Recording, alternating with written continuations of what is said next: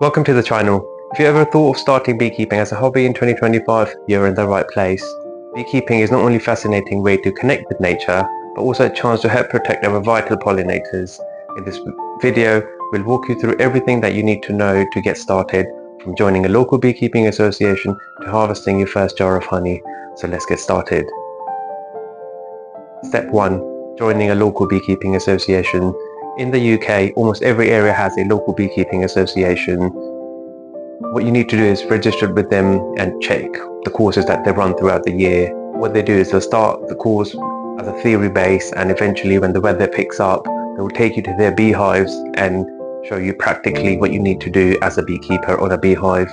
That's a very good chance, an opportunity to assess if beekeeping is for you. And the good thing is, at this stage, you do not need to invest in anything, but to have a full-on experience and to understand if beekeeping is for you. Step 2. Let me explain what we do as a beekeeper when we have a beehive. And for that, I'll take you from here to my beehives and explain you firstly what our beehive components are made up of, and secondly, as a beekeeper, when we're looking into a hive, what we're looking for. The beehive has got a metal mesh underneath that maintains the airflow in the hive, and above that we've got a brood box that contains these are frames in the beehive. So a brood box may contain from 10 to 12 frames. Above that we put this, which is called queen excluder. What it does is the gap between these is wide enough for the bees to go up on the boxes on the top, but it doesn't let the queen go up.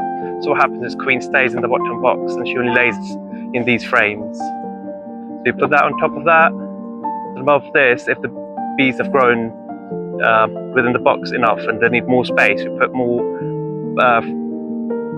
super boxes on top of them so they can come up and store their honey on there. That's a crown board. That just goes on the top, that's lid, and that's the main lid that goes on the top.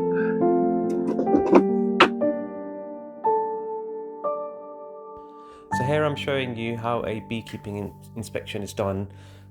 So to start with, I'll smoke the bees a little bit, which calms them down, remove the queen excluder, and slowly I'll pick up each frame and see what I can see on each frame.